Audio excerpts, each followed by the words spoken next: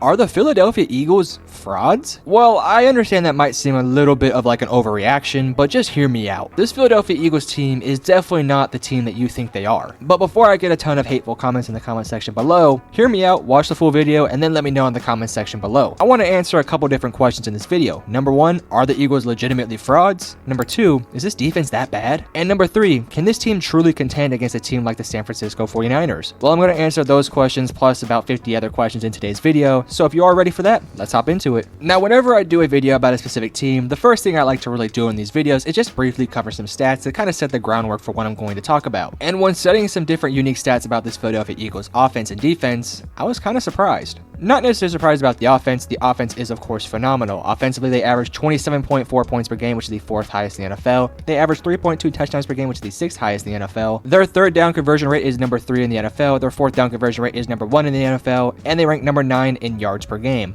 All stats that I don't think are that surprising. But what you might find surprising, this supposed top 10 defense does not rank very well at all. They rank 24th in opponents' points per game, 22nd in opponents' yards per game, 29th in opponents' touchdowns per game, 32nd, which is dead last in the NFL, in opponent's third down conversion rate, and 15th on opponent fourth down conversion rate. Now, I understand stats don't tell you everything, but what they can do is give you a small little insight as to what is going on with the team. And for this case, it kind of tells you the full picture. Offensively, we're talking about a top 5 unit. Defensively, not a top 10 unit at all. Defensive line-wise, yes, they are top 10. They have a legit defensive line led by guys like Hassan Reddick, Jalen Carter, Fletcher Cox, so on and so forth. They're legit. But that secondary and linebacking core, mainly the linebacking core, is bad. Now, hear me out. Darius Slay obviously is a great player, so is Kevin Byard, but everything else, not very great. And I think what's very interesting is that when teams go up against the Philadelphia Eagles, they don't run the ball hardly at all. Opponents average 33.29% of their plays being run plays, which is the second lowest in the NFL. And it makes sense. Defensively, they do a very good job of stuffing the run. And that's to be expected when you have guys like Jalen Carter, Fletcher Cox, Brandon Graham, all those studs in the defensive line. But when it comes to passing the ball, teams love to pass the ball on this team. However, when it comes to pass plays, they rank second in the NFL in terms of having the highest percentage of pass plays against them. And it makes sense. They give up the 16th highest opponent completion percentage, the 17th highest opponent's yards per pass, and they rank 32nd in opponents' passes per game, 29th in opponents' pass yards per game, and 31st in opponents' interception throw rate, which means they don't really get interceptions at all. So this is a team that faces a ton of passing plays, but they don't create turnovers, and they can sack the quarterback at a decent rate, but they pass the ball so much, it's ineffective. Now, there's a couple different reasons why teams are passing the ball. Obviously, as I mentioned, the secondary and linebacking core is pretty bad. But you want to know who else is pretty bad? Sean Desai, their defensive coordinator. After Jonathan Gannon, their previous defensive coordinator who was with them on their Super Bowl run, went to Arizona,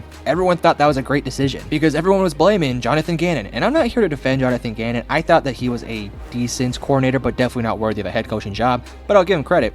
That Cardinals team is pretty competitive. And this defense now is 10 times worse than they were last year. Now, we gotta also understand this. They're missing a ton of their players from last year's team. Their linebacking core is a kind of a shell of itself. They don't really have the same defensive line as last year. And in the secondary, they're also missing a couple pieces here and there as well. And I think that's kind of the biggest story about this team. Everyone kind of just brushed off all the people that they were missing, but those people that they're missing are having great years elsewhere, and this team right now is having a hard time replacing them. Javon Hargrave, TJ Edwards, CJ Gardner-Johnson, those are a couple names right there, plus there's some more that they're desperately missing right now. Because currently they're relying on a bunch of first year or second year guys to go in there and make plays, and they're just struggling to do that right now. And as it is, Darius Slay and James Bradbury have never really been ball hawking corners. They're more coverage corners that occasionally can get their hands on the ball, and that's really hurting this team because last year CJ Gardner-Johnson was kind of that interception guy. And as I mentioned earlier, they're struggling to get turnovers, especially against these really good teams like the Dallas Cowboys and the San Francisco 49ers. Now let's get this out of the way. Are the Eagles frauds? Let's answer that question right now before I get a ton of hate comments. Not necessarily. Defensively, yes, they're frauds. Offensively, no, they're not frauds. Offensively, this team is pretty legit because even though the schemes are definitely different from last year, and I do think that is impacting the overall success rate of this offense, they still are putting up pretty decent stats, and overall, they're a pretty effective unit. But going back to the defense, I think it's really important that we talk about how this defense is going to impact their future. Because if you think this Eagles team can make that big time run to make a Super Bowl again, especially after what we just saw against the 49ers, the Buffalo Bills, and even the Dallas Cowboys, I have a hard time believing that. Because while I believe Jalen Hurts and this offense can be effective, I don't know if they can be that effective to overcome the obstacles of what their defense is giving them. Defensively, they just gave up 42 to the 49ers, 34 to the Buffalo Bills, and had the Dallas Cowboys converted on a couple small plays, could have easily given up over 30 points to the Dallas Cowboys. Now, this video can be completely shut down if they go out there and just mollywop the Cowboys on Sunday night. And if they do that, that'd be impressive, but I don't think that's going to happen. The Eagles got embarrassed by the 49ers, and I think we should talk about that game a little bit, because that game is the reason why I'm making this video. Had they went in there and had a competitive game but still lost, I wouldn't make this video. The 49ers are a great team, but they made the Eagles look like they're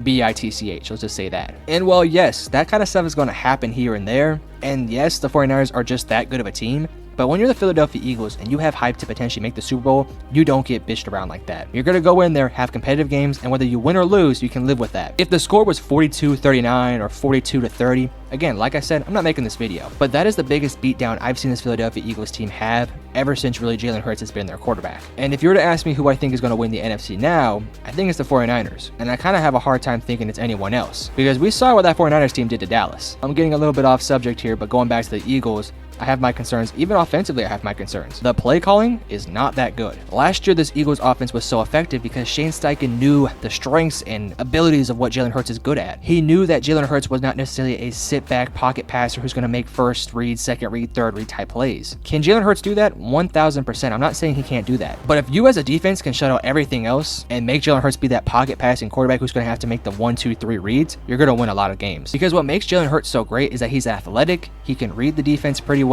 and he can make accurate and strong throws anywhere across the field. But if you think that Jalen Hurts is going to make big-time anticipatory throws, you're kind of mistaken who he is. Again, I'm not saying that he can't do that. He can do that, but Brian Johnson thinks he can do that at a level like a guy like Tua or Dak Prescott is right now. The other thing that Brian Johnson is doing is he's running the ball at really odd times, whether it's quarterback designed runs or just straight up halfback runs, or even plays where it's a extension of the run game with the screens. Sometimes he runs quick screens on 3rd and 10, which makes no sense at all. Now, I understand the quarterback sneaks here and there, but they're kind of spamming it at times. And I also do understand the screen game. I think screen game, run game, all that sort of stuff is a very, very important part of any offense in the NFL. But I just think the Eagles are doing it a little bit too much right now. I think the best thing that this team can do is run the ball here and there, quarterback sneak every couple plays, but not every 3 or 4 plays, but every like 10 or 12 plays. You can run screens, but only run the screens when you know you have leverage to a receiver side. But ultimately, you're going to have to get Jalen Hurts out of the pocket. Have him drop back, make those 1, 2, 3 reads here and there, but don't make him do that every single time he passes the ball. Sometimes you have to move the pocket. Sometimes you have to run play action. And I think that's something that's definitely missing from this Philadelphia Eagles offense right now. Because yes, they have this great offensive line who can hold up for hours at a time, but Jalen Hurts is not a consistent 1, 2, 3 read guy. Again, he can do it, but I don't want him to do it every single snap. Sometimes you want to do bootlegs. Sometimes you need to get him out of the pocket. Sometimes you just got to do something creative to get this passing game going. Because I'm sorry, if you think Jalen Hurts is going to be a guy like a Tom Brady, he's not that. Because Shane Steichen knew the pros and cons of what Jalen Hurts was. And now you're seeing Shane Steichen do that same stuff all the way down there in Indianapolis, and it's working. Easy reads, easy throws,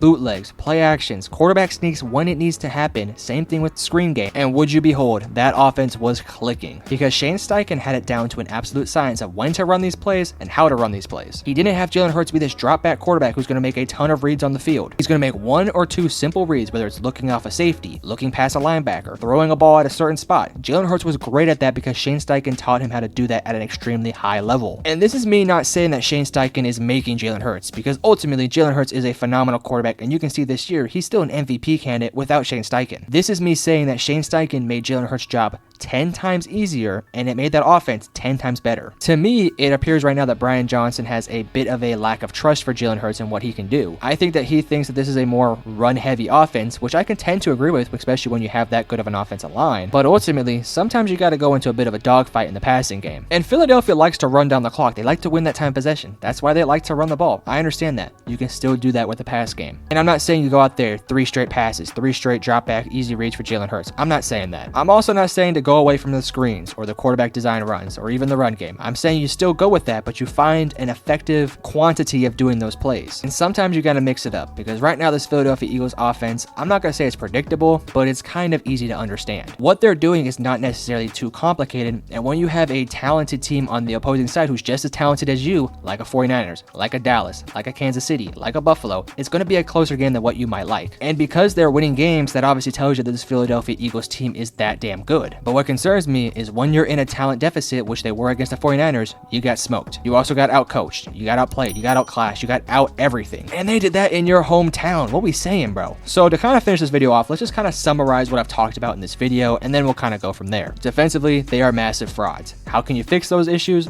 I'm not sure. I do understand they just got Shaq Leonard, but I don't think he fixes that problem all that much. At the end of the day, the linebacker position is such a physical position right now, and I just don't think that Shaq Leonard has that much left in his legs. And then moving on to the offense, I think you got to find the bootleg game. I think you got to find the play action game. I think you can still run the ball, run the quarterback design runs, run the screens, all that sort of stuff. Get Jalen Hurts in a rhythm with the play action game, with the quick, easy, one simple read plays, and then eventually Jalen Hurts will be able to make those 1, 2, 3 type of reads. Now here's the good thing for the Philadelphia Eagles. You have 5 games left this season, and 3, maybe arguably 4 of those games should be easy wins. Sunday night, you have Dallas. If you win that game, that's a big-time statement. If you lose that game, my concern levels go up. What I will say, though, is that Dallas is playing really good football, so even if you do lose, I'm not counting you out of the playoff race. But then you have Seattle, New York Giants, the Arizona Cardinals, then the Giants again. I think you dominate the Giants and the Cardinals pretty easily. That Seahawks game could get pretty close because Seattle can pass the ball. We saw them do that against Dallas and it worked effectively. And defensively, the Philadelphia Eagles struggle against really pass-heavy offenses. But what I will say is this, that Seattle Seahawks defense is not slowing down Jalen Hurts. And I think it might come down to which team can create turnovers or which team can cause the most stops. And I think Philadelphia should be able to do that. So more than likely, you're going to end the season off either with a 5-game winning streak or a 4-1 stretch down the line. And because of your success up to this point, you're still very likely going to win the NFC East and probably more than likely going to win the NFC as a whole. And I think if this team can get that home field advantage, that is definitely going to give them a nice upper hand over a team like San Francisco and Dallas. And that brings me to my last point. Can they beat the San Francisco 49ers? It's hard for me to say yes, because I think this defense is going to seriously struggle against them no matter what happens, and I just don't know if this Philadelphia Eagles offense can do enough to manhandle that San Francisco's defense. San Francisco is a complete team. They have a good defense, a great offense, and a great scheme. And I just don't know right now if Philadelphia has enough to make enough plays to win that type of game. Could they beat a team like Dallas or Detroit? 1000% they easily could. But just right now, that San Francisco team might just be at a different level.